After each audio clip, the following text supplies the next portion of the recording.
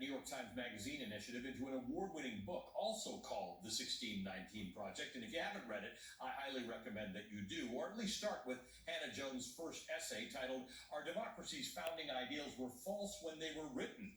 Black Americans Have Fought to Make Them True." The premise is not complicated, nor should it be divisive. It's simply true. The principle that every man is created equal was not remotely true when it was written by this country's forefathers.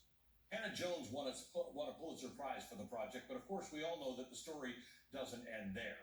A few months after Hannah Jones won the prize, our then President Donald Trump sparked what would become a nationwide backlash against her work.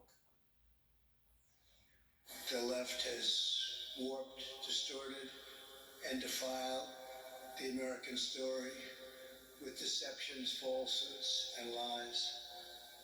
There is no better example than the New York Times totally discredited 1619 Project. This project rewrites American history to teach our children that we were founded on the principle of oppression, not freedom. By viewing every issue through the lens of race, they want to impose a new segregation, and we must not allow that to happen. Much better story than what was actually happening. Shortly thereafter, Trump issued a series of executive orders targeting the ideas specifically behind the 1619 Project. One of those executive orders established something called the 1776 Commission, which was a promise to implement what he called a, quote, patriotic education and the banning of so-called divisive issues like reckoning with the racist history of this country.